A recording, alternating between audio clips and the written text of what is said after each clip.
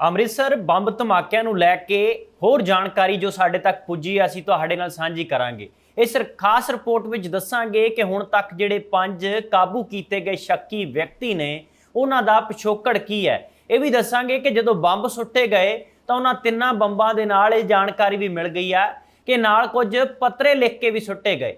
ਉਹ ਪੱਤਰਾਂ ਦੇ ਵਿੱਚ ਕੀ ਸੀ, ਉਹਨਾਂ ਪੱਤਰਾਂ ਦੇ ਵਿੱਚ ਪੰਜਾਬੀ ਭਾਸ਼ਾ 'ਚ ਲਿਖਿਆ ਗਿਆ ਸ਼ਬਦਾਵਲੀ ਕੀ ਸੀ, ਕਿਸ ਨੂੰ ਸੰਬੋਧਨ ਕਰਕੇ ਲਿਖੀ ਗਈ ਇਹ ਤਾਂ ਨਹੀਂ ਸਾਫ਼ ਹੋ ਸਕਿਆ, ਪਰ ਉਸ ਦੇ ਵਿੱਚ ਕੁਝ ਗੱਲਾਂ ਨੂੰ ਲੈ ਕੇ ਉਹਨਾਂ ਨੌਜਵਾਨਾਂ ਵੱਲੋਂ ਰੋਸ ਪਾਇਆ ਜਾਂਦਾ ਦੱਸਿਆ ਜਾ ਰਿਹਾ।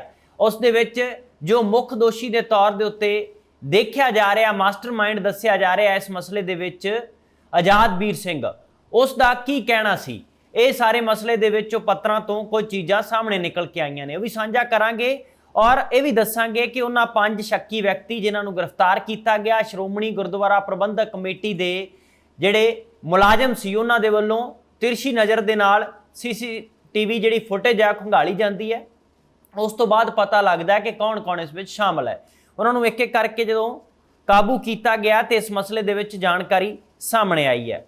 ਸਭ ਤੋਂ ਪਹਿਲਾਂ ਦੱਸ ਦਈਏ ਕਿ ਜਿਹੜੇ 3 ਬੰਬ ਸੁੱਟੇ ਗਏ ਵੱਖ-ਵੱਖ ਸਮਿਆਂ 'ਚ, 6 ਮਈ ਨੂੰ, ਫਿਰ 8 ਮਈ ਨੂੰ ਤੇ ਫਿਰ 11 ਮਈ ਨੂੰ।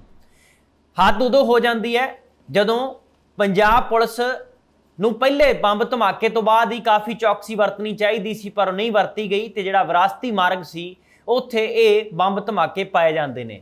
1 ਨਹੀਂ, 2 ਨਹੀਂ, 3। ਤਾਂ ਇਹਨਾਂ ਤਿੰਨਾਂ ਦੇ ਵਿੱਚ ਹਾਲਾਂਕਿ ਦੱਸਿਆ ਗਿਆ ਕਿ ਕਿਸੇ ਦਾ ਵੀ ਕੋਈ ਬਹੁਤਾ ਨੁਕਸਾਨ ਨਹੀਂ ਹੋ ਸਕਿਆ, ਪਰ ਇਸ ਦਾ ਇਰਾਦਾ ਕੀ ਸੀ, ਇਸ ਦਹਿਸ਼ਤ ਭਰਿਆ ਮਾਹੌਲ ਪੈਦਾ ਕਿਉਂ ਕੀਤਾ ਜਾ ਰਿਹਾ ਹੈ, ਇਸ ਘਟਨਾ ਨੂੰ ਕਿਸ ਢੰਗ ਨਾਲ ਵੇਖਿਆ ਜਾਵੇ ਔਰ ਕਿਹੜੇ ਆਧਾਰ ਨਾਲ ਵੇਖਿਆ ਜਾਵੇ। ਸਭ ਨੂੰ ਯਾਦ ਹੋਵੇਗਾ ਕਿ ਜਦੋਂ ਇੱਕ ਲੜਕੀ ਦਰਬਾਰ ਸਾਹਿਬ ਆਪਣੇ ਚਿਹਰੇ ਦੇ ਉੱਤੇ ਬਣੇ ਤਿਰੰਗੇ ਦੇ ਨਿਸ਼ਾਨ ਨੂੰ ਲੈ ਕੇ ਐਂਟਰ ਹੋਣ ਲੱਗੀ ਤੇ SGPC ਦੇ ਮੁਲਾਜ਼ਮ ਦੀ ਉਹ ਵੀਡੀਓ ਜਿਹੜੀ ਵਾਇਰਲ ਹੋਈ ਸੀ ਜਿਸ ਵਿੱਚ ਕਿਹਾ ਗਿਆ ਕਿ ਇਹ ਪੰਜਾਬ ਹੈ, ਭਾਰਤ ਨਹੀਂ, ਤਾਂ ਉਸ ਢੰਗ ਨੂੰ ਵੱਖਰੇ ਢੰਗ ਦੇ ਨਾਲ ਪੇਸ਼ ਕੀਤਾ ਗਿਆ ਉਸ ਗੱਲ ਨੂੰ। ਹਾਲਾਂਕਿ ਬਾਅਦ ਵਿੱਚ ਉਹ ਸੰਬੰਧਿਤ ਪਰਿਵਾਰ ਨੇ ਮਾਫੀ ਵੀ ਮੰਗੀ, ਉਹ ਸਾਰੀਆਂ ਤਸਵੀਰਾਂ ਵੀ ਸਾਹਮਣੇ ਆਈਆਂ। ਤਾਂ ਇਸ ਕੇਸ ਦੇ ਨਾਲ ਕਿਵੇਂ ਇਸ ਘਟਨਾ ਨੂੰ ਜੋੜਿਆ ਜਾ ਰਿਹਾ, ਕਿਉਂਕਿ ਪੱਤਰਾਂ ਦੇ ਵਿੱਚ ਲਿਖਿਆ ਗਿਆ ਸੀ ਕਿ ਰੋਸ ਪਾਇਆ ਗਿਆ, ਜੋ ਇੱਕ ਗੱਲ ਕਹੀ ਗਈ ਕਿ ਪੰਜਾਬ ਹੈ, ਭਾਰਤ ਨਹੀਂ, ਉਸ ਨੂੰ ਲੈ ਕੇ ਵੀ ਇਹਨਾਂ ਵਿੱਚ ਰੋਸ ਸੀ। ਔਰ ਖਾਸ ਕਰਕੇ ਜਿਹੜਾ ਤੰਬਾਕੂ ਵੇਚਿਆ ਜਾਂਦਾ ਹੈ ਵਿਰਾਸਤੀ ਮਾਰਗ ਦੇ ਉੱਤੇ, ਨਸ਼ੇ ਦਾ ਸਮਾਨ ਵੇਚਿਆ ਜਾਂਦਾ ਹੈ, ਉਸ ਬਾਰੇ ਵੀ ਇਹਨਾਂ ਵਿਅਕਤੀਆਂ ਦੇ ਵਿੱਚ ਰੋਸ ਸੀ ਕਿ ਇਸ ਤਰ੍ਹਾਂ ਕਿਉਂ ਹੋ ਰਿਹਾ। ਔਰ ਇਹ ਸਾਰੀਆਂ ਕੁਝ ਗੱਲਾਂ ਸੀ ਜਿਹੜਾ ਕੀ ਸਾਹਮਣੇ ਉਦੋਂ ਆਇਆ। ਹਾਲਾਂਕਿ ਜਿਹੜੇ ਪੁਲਿਸ ਸੂਤਰ ਨੇ ਉਹਨਾਂ ਦਾ ਇਹ ਕਹਿਣਾ ਹੈ, ਇੱਕ ਨਾਮੀ ਅਖਬਾਰ ਵਿੱਚ ਛਪੇ ਰਿਪੋਰਟ ਦੇ ਮੁਤਾਬਕ ਇਹ ਕਿਹਾ ਗਿਆ ਕਿ ਜਿਹੜੇ ਪਹਿਲੇ 2 ਬੰਬ ਸੁੱਟੇ ਗਏ ਉਸ ਦੇ ਵਿੱਚ ਜਿਹੜੇ ਪੱਤਰ ਨਾਲ ਸੁੱਟੇ ਗਏ ਉਹ ਉਸੇ ਦੇ ਨਾਲ ਹੀ ਸੜ ਕੇ ਸਵਾਹ ਹੋ ਗਏ ਤੇ ਕੁਝ ਬਚੇ ਟੁਕੜੇ ਜਿਹੜੇ ਹਵਾ ਦੇ ਵਿੱਚ ਉੱਡ ਗਏ। ਇਸ ਮਗਰੋਂ ਜੋ ਅਖੀਰਲੇ ਸਮੇਂ ਵਿੱਚ 11 ਮਈ ਨੂੰ ਬੰਬ ਧਮਾਕਾ ਸਾਹਮਣੇ ਆਉਂਦਾ ਹੈ ਉਸ ਦੀ ਜਾਣਕਾਰੀ ਆਉਂਦੀ ਹੈ ਤੇ ਉਸ ਤੋਂ ਬਾਅਦ ਗੁਰਦੁਆਰਾ ਪ੍ਰਬੰਧਕ ਕਮੇਟੀ ਦੇ ਮੁਲਾਜ਼ਮਾਂ ਨੇ ਗੁਰੂ ਰਾਮਦਾਸ ਰਾਂ ਦੇ ਪਾਰਕ ਵਿੱਚੋਂ ਇਕੱਠੇ ਕੀਤੇ ਉਹ ਕੁਝ ਪੱਤਰ ਤੇ ਇਹਨਾਂ ਵਿੱਚ ਮੁਲਜ਼ਮਾਂ ਨੇ ਲੜੀਵਾਰ ਧਮਾਕੇ ਕਰਨ ਪਿਛਲੇ ਆਪਣੇ ਇਰਾਦੇ ਦੱਸੇ। ਅਧਿਕਾਰੀਆਂ ਅਨੁਸਾਰ ਜਿਹੜੇ ਮੁਲਜ਼ਮ ਸੀ ਆਜ਼ਾਦਵੀਰ ਨੇ ਬੰਬ ਨਾਲ ਸੁੱਟੇ ਗਏ ਪੱਤਰ ਪੰਜਾਬੀ ਵਿੱਚ ਲਿਖੇ ਸਨ ਤੇ ਪੱਤਰਾਂ ਮੁਤਾਬਕ ਮੁਲਜ਼ਮ ਉਸ ਬਿਆਨ ਤੋਂ ਪਰੇਸ਼ਾਨ ਸਨ ਜਿਸ ਵਿੱਚ ਕਿਹਾ ਗਿਆ ਸੀ ਕਿ ਪੰਜਾਬ ਭਾਰਤ ਦਾ ਹਿੱਸਾ ਨਹੀਂ ਹੈ। ਇਹ ਬਿਆਨ ਉਸ ਵੇਲੇ ਸਾਹਮਣੇ ਆਏ ਸਨ ਜਦ ਇੱਕ ਲੜਕੀ, ਜਿਵੇਂ ਜਾਣਕਾਰੀ ਸਾਂਝੀ ਕੀਤੀ ਹੈ, ਉਸਦੇ ਮੂੰਹ ਦੇ ਉੱਤੇ ਕੌਮੀ ਝੰਡੇ ਦਾ ਨਿਸ਼ਾਨ ਬਣਿਆ ਸੀ। ਉਸ ਨੂੰ ਦਰਬਾਰ ਸਾਹਿਬ ਜਾਣ ਤੋਂ ਜਿਹੜਾ ਰੋਕੇ ਜਾਣ ਦੀ ਵੀਡੀਓ ਵਾਇਰਲ ਹੋਈ, ਉਸ ਦੇ ਪਿੱਛੇ ਬਾਅਦ ਚ ਪਤਾ ਲੱਗੇ ਕਾਰਨ ਕਿ ਕਿਉਂ ਰੋਕਿਆ ਗਿਆ, ਕਿਵੇਂ ਰੋਕਿਆ ਗਿਆ, ਕਿਵੇਂ SGPC ਦੇ ਮੁਲਾਜ਼ਮ ਨੂੰ ਉਕਸਾਉਣ ਦੀ ਕੋਸ਼ਿਸ਼ ਕੀਤੀ ਗਈ। ਤਾਂ ਇੱਕ ਮਸਲਾ ਇਹ ਵੀ ਵਿੱਚ ਦੱਸਿਆ ਗਿਆ ਕਿ ਪੁਲਿਸ ਵੱਲੋਂ ਅੰਮ੍ਰਿਤਪਾਲ ਸਿੰਘ ਤੇ ਉਸਦੇ ਸਾਥੀਆਂ ਖਿਲਾਫ ਕੀਤੀ ਕਾਰਵਾਈ ਨੇ ਉਹਨਾਂ ਦੇ ਮਨਾਂ ਨੂੰ ਠੇਸ ਪਹੁੰਚਾਈ ਸੀ। ਤੇ ਇੱਕ ਹੋਰ ਮਸਲੇ ਦੇ ਵਿੱਚ ਉਹਨਾਂ ਨੇ ਲਿਖਿਆ ਕਿ ਆਸਾਨੀ ਨਾਲ ਜਿਹੜਾ ਅੰਮ੍ਰਿਤਸਰ ਦੇ ਵਿੱਚ ਤੰਬਾਕੂ ਵੇਚਿਆ ਜਾ ਰਿਹਾ ਉਸ ਤੋਂ ਵੀ ਉਹ ਪਰੇਸ਼ਾਨ ਨੇ। ਅਧਿਕਾਰੀਆਂ ਨੇ ਕਿਹਾ ਕਿ ਸਾਰੇ ਮੁਲਜ਼ਮ ਕੁਝ ਸਮਾਂ ਪਹਿਲਾਂ ਇਸ ਪਾਸੇ ਆਏ ਲੱਗਦੇ ਨੇ, ਇਸ ਵਿਚਾਰਧਾਰਾ ਵਾਲੇ ਪਾਸੇ। ਇਹਨਾਂ ਖਿਲਾਫ ਕੋਈ ਵੀ ਅਜਿਹਾ ਗੰਭੀਰ ਅਪਰਾਧਕ ਰਿਕਾਰਡ ਨਹੀਂ ਹੈ। ਹਾਲਾਂਕਿ ਰਿਕਾਰਡ ਜਿਹੜੇ ਮਾਮਲੇ ਇਹਨਾਂ ਵਿੱਚੋਂ ਕੁਝ ਮੁਲਜ਼ਮਾਂ ਦੇ ਉੱਤੇ ਦਰਜ ਨੇ ਉਸ ਬਾਰੇ ਵੀ ਵੇਰਵਾ ਤੁਹਾਡੇ ਨਾਲ ਸਾਂਝੇ ਕਰਾਂਗੇ। ਪਰ ਇਸ ਮਸਲੇ 'ਚ ਲਿਖਿਆ ਗਿਆ ਕਿ ਜਿਹੜੇ ਪੱਤਰਾਂ ਦੇ ਸਾਰੇ ਟੁਕੜੇ ਉਹ ਨਹੀਂ ਮਿਲ ਸਕੇ ਤੇ ਜੋ ਹਿੱਸੇ ਮਿਲੇ ਨੇ ਉਹਨਾਂ ਤੋਂ ਇਹੀ ਕੁਝ ਹੀ ਪਤਾ ਲੱਗਿਆ, ਪਰ ਇਹ ਨਹੀਂ ਪਤਾ ਲੱਗਿਆ ਕਿ ਕਿਸ ਨੂੰ ਸੰਬੋਧਨ ਕਰਕੇ ਗੱਲਾਂ ਲਿਖੀਆਂ ਗਈਆਂ ਨੇ। ਤਾਂ ਮੁਲਜ਼ਮਾਂ ਦੀ ਮਨਸ਼ਾ ਕਿਸੇ ਨੂੰ ਨੁਕਸਾਨ ਪਹੁੰਚਾਉਣ ਦੀ ਨਹੀਂ ਲੱਗ ਰਹੀ, ਇਹ ਮੁੱਢਲੇ ਤੌਰ ਤੇ ਮੰਨਿਆ ਜਾ ਰਿਹਾ ਕਿਉਂਕਿ ਬੰਬ ਖਾਲੀ ਥਾਵਾਂ ਤੇ ਸੁੱਟੇ ਗਏ।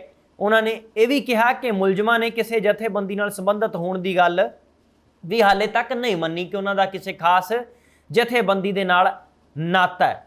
ਹਾਲਾਂਕਿ ਇਸ ਮਸਲੇ ਦੇ ਵਿੱਚ ਕੌਣ ਕਿੰਨਾ ਦੋਸ਼ੀ ਹੈ, ਤਫਤੀਸ਼ ਦੇ ਵਿੱਚ ਪਤਾ ਲੱਗੇਗਾ ਉਹਨਾਂ ਦੀ ਮਨਸ਼ਾ ਕੀ ਸੀ। ਪਰ ਸਭ ਤੋਂ ਪਹਿਲਾਂ ਜੇਕਰ ਗੱਲ ਕੀਤੀ ਜਾਵੇ, ਮਾਸਟਰਮਾਈਂਡ ਪੁਲਿਸ ਹਿਰਾਸਤ ਵਿੱਚ ਜਿਹੜੇ ਸ਼ੱਕ ਦੇ ਆਧਾਰ ਤੇ ਫੜੇ ਗਏ ਨੇ, ਆਜ਼ਾਦਵੀਰ ਸਿੰਘ ਨੂੰ ਮੰਨਿਆ ਜਾ ਰਿਹਾ ਮੁੱਖ ਸ਼ੱਕੀ। ਉਸ ਦੇ ਵਿੱਚ ਇਹ ਕਿਹਾ ਗਿਆ ਕਿ ਉਸ ਨੂੰ ਪੈਰੋਲ ਤੇ ਰਿਹਾ ਕੀਤਾ ਗਿਆ ਸੀ। 2021 ਵਿੱਚ ਧਾਰਮਿਕ ਭਾਵਨਾਵਾਂ ਨੂੰ ਠੇਸ ਪਹੁੰਚਾਉਣ ਤੇ ਭਾਈਚਾਰਿਆਂ ਵਿੱਚ ਅਸਹਿਮਤੀ ਪੈਦਾ ਕਰਨ ਨੂੰ ਲੈ ਕੇ ਇੱਕ FIR ਉਸ ਦੇ ਵਿਰੁੱਧ ਦਰਜ ਹੋਈ ਸੀ। ਹਾਲਾਂਕਿ ਪੁਲਿਸ ਕਥਿਤ ਤੌਰ ਦੇ ਉੱਤੇ ਉਸ ਨੂੰ ਗ੍ਰਿਫਤਾਰ ਅਤੇ ਅਦਾਲਤ ਵਿੱਚ ਚਲਾਨ ਪੇਸ਼ ਕਰਨ ਵਿੱਚ ਕਾਮਯਾਬ ਨਹੀਂ ਹੋਈ ਸੀ। ਆਜ਼ਾਦਵੀਰ ਬਾਬਾ ਬਕਾਲਾ ਤਹਿਸੀਲ ਦੇ ਪਿੰਡ ਵਡਾਲਾ ਕਲਾਂ ਦਾ ਰਹਿਣ ਵਾਲਾ ਹੈ। ਉਸ ਨੂੰ SDM ਦਫ਼ਤਰ ਤਰਨਤਾਰਨ ਵਿਖੇ ਸਾਈਨੇਟਡ ਗਰਾਊਂਡ ਵਿੱਚ ਨੌਕਰੀ ਮਿਲ ਗਈ ਸੀ। ਸੂਤਰਾਂ ਨੇ ਵੀ ਦੱਸਿਆ ਕਿ ਉਹ ਨਸ਼ੇ ਦਾ ਆਦੀ ਹੋ ਗਿਆ ਸੀ ਤੇ 9 ਸਾਲ ਪਹਿਲਾਂ ਉਸ ਨੂੰ ਨੌਕਰੀ ਤੋਂ ਬਰਖਾਸਤ ਵੀ ਕਰ ਦਿੱਤਾ ਗਿਆ ਸੀ। ਪੁਲਿਸ ਨੇ ਦੱਸਿਆ ਕਿ ਉਹ ਇਸ ਇਲਾਕੇ ਦੇ ਵਿੱਚ ਇੱਕ ਨਸ਼ਾ ਛਡਾਊ ਕੇਂਦਰ ਦੇ ਵਿੱਚ ਇੱਕ ਹੋਰ ਸ਼ੱਕੀ ਵਿਅਕਤੀ ਧਰਮਿੰਦਰ ਦੇ ਸੰਪਰਕ ਵਿੱਚ ਆਇਆ ਸੀ। ਸਾਬਕਾ ਪੁਲਿਸ ਅਧਿਕਾਰੀ ਅਸ਼ਨੀਲ ਕੁਮਾਰ, ਜੋ ਛੇਹਰਟਾ ਵਿੱਚ ਇੱਕ ਮੰਦਰ ਟਰਸਟ ਦਾ ਮੁਖੀ ਹੈ, ਨੇ ਪਾਕਿਸਤਾਨ ਅਤੇ ਦੁਬਈ ਤੋਂ ਅਣਪਛਾਤੇ ਕਾਲਰਾਂ ਵੱਲੋਂ ਜਾਨੋਂ ਮਾਰਨ ਦੀਆਂ ਧਮਕੀਆਂ ਮਿਲਣ ਤੋਂ ਬਾਅਦ ਉਸ ਵਿਰੁੱਧ ਸ਼ਿਕਾਇਤਾਂ ਦਰਜ ਕਰਵਾਈਆਂ ਸਨ। ਇਹ ਹੁਣ ਤੱਕ ਰਿਕਾਰਡ ਹੈ ਜਿਹੜਾ ਆਜ਼ਾਦਵੀਰ ਸਿੰਘ ਦਾ ਪਾਇਆ ਗਿਆ।